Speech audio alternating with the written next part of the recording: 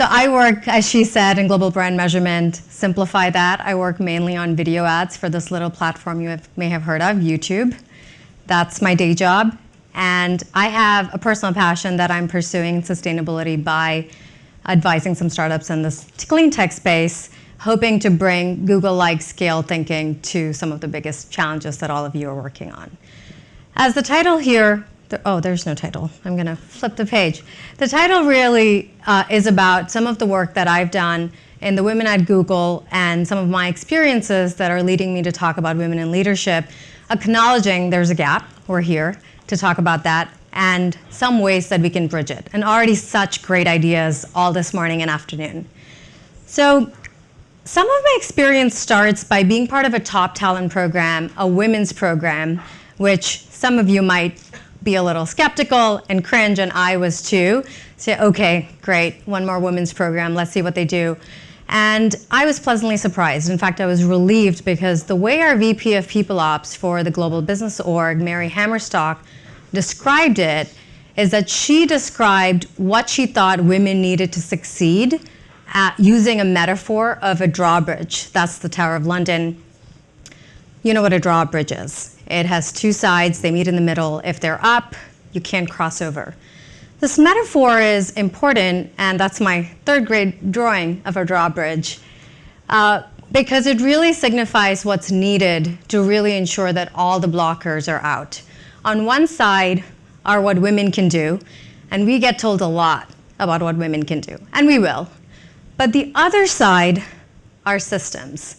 And systemic barriers that still exist for women to rise up the ranks, regardless of all the leaning in that we do as women.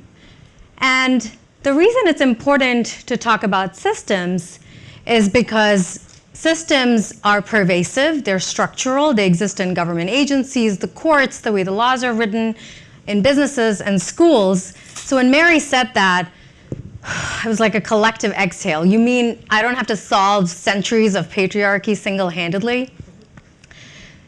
The best way that I can describe why systems are important is that a lot of the way our media portrays this, I'll use an analogy from Race that the organization Race Forward talks about. They focus on individual stories. And while individual stories are important, we really need to elevate the conversation, because sometimes you may have a very surface level conversation that says, well, we've solved discrimination against blacks because we had a black president, and you heard of Oprah, right? She's black and a billionaire. But we know that a couple of good or bad stories don't change the statistics overnight. But the good news is that at Google and beyond, we think that there are some ways that we can tackle the visible and invisible barriers that are in systems. And I'm mostly going to talk about the invisible ones that are so normalized, so systemic, that they're not hard and fast and written. The antidote that I'm talking about today, for the most part, come in the form of allies. Allies create community, allies take the burden off the minority, and they combine for a shared purpose. At Google, we talk about ally more as a verb than a noun. And I find that when you talk about it as a verb, to ally, anyone can be an ally. Even a majority female audience here, you take the power back. Lisa kicked off today by saying, you know, we can take power back, like those women 72 years ago that fought for voting rights.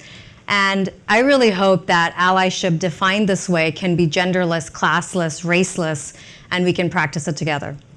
So I'm going to talk about it in three ways. Check your invisible backpack, fight systemic bias in hiring, and something Julia today teed up so nicely from Morrison Foerster, not going to say the abbreviation she used, go from mentor to sponsor, but definitely bears repeating. So check your invisible backpack is kind of like this twist on check your privilege, but a very positive one. And I heard about this from Dan, who's a male ally at Google, and he talks about how he thought, I don't want all this diversity inclusion stuff. I'm gender blind. I don't even think about gender.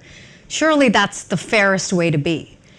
And his aha moment was when he talked about looking in his invisible backpack and discovered that he wasn't counting some of the privileges that he took for granted, whether that is speaking assertively in a meeting and not being called pushy or bossy, being able to do good work and not worry that he was being paid fairly for his work or his gender. Even something minor as going out on a business trip to a new city and going out alone to a bar and not worrying for his safety or how that would be perceived.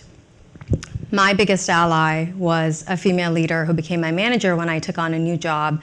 I had a newborn and a toddler at home, really struggling, and thought, I've hit the proverbial plateau in my career. It happens to all women. I went in with my spiel about how I really needed to take a step back. She listened and had a practical suggestion. She said, why don't you just work 1 day a week from home until you feel a little bit settled, and we'll check in on performance in a very quantified way so there's no guesswork on business results.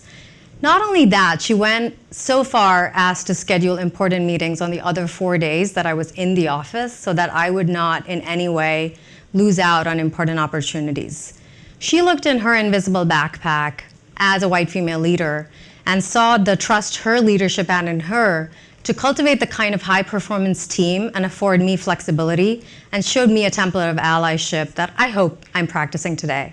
Coming to all of you, your decision makers in clean tech and sustainability, I hope we can all make decisions that impact minorities in a positive way. If you're looking to take cars off streets, are you designing public transit lines that go into inner cities where those populations need them most? If you're talking about sustainable farming, are you balancing that with the needs of neighborhoods that are food deserts, which we know are mostly minorities? I find that if you ally or practice allyship, you really take the power back.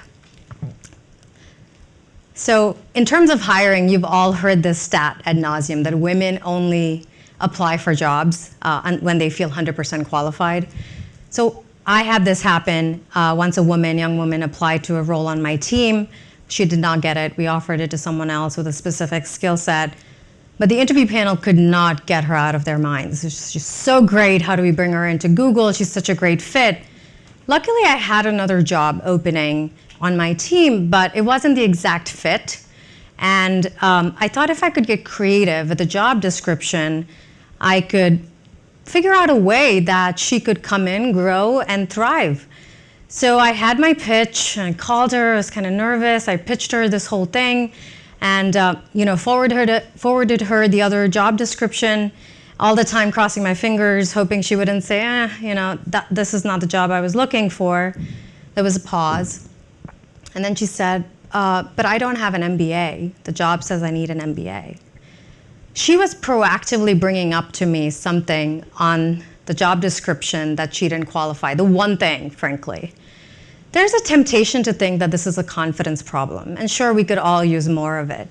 But the Harvard Business Review cites studies where girls are socialized at a young age in school, and remember, schools are systems, to be rule followers. In fact, it's this diligent rule following, turning your homework in on time, imagine that has them doing better than boys at school. But they come to work, and businesses, the rules are fungible, they're murky. I should know, as a hiring manager, I broke the rules.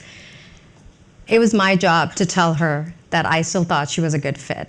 It was my job earlier to not do a sloppy job at the job description and really be careful and honest and transparent about what it took to do that job. We can all make systemic changes in the way, if women are by the book, are we writing JDs in the way that they appeal to a diverse set of populations? Are clean tech and sustainability jobs written like that? And when minorities raise their hand, are we evaluating them by the same fair bar? Okay, you checked our invisible backpack. We're reducing bias in hiring. And this one, hopefully, will be an easy one because you had an excellent preview earlier today. Herminia Ibarra, who's a professor at INSEAD, said women are over-mentored and under-sponsored.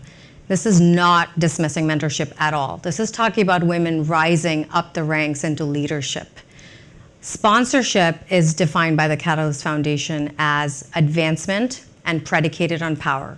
A sponsor opens up their network, their access to their high-performing sponsee, shows them blind spots, sticks their neck out for them, frankly, and recommends them for senior roles.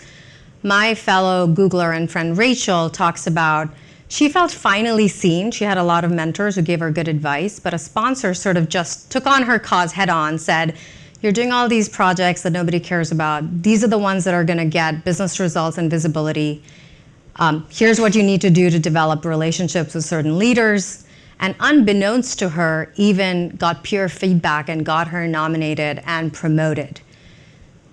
This kind of allyship is the riskiest because you put yourself on the line. But this is what male CEOs are getting every day. The male C-suite did not happen by accident. Tech C-suite is about 10-11% women. I'm sure Cleantech is about the same. We need sponsorship to close that gap. We are all men and women on both sides of this drawbridge. I invite you to practice allyship so we can all cross over together.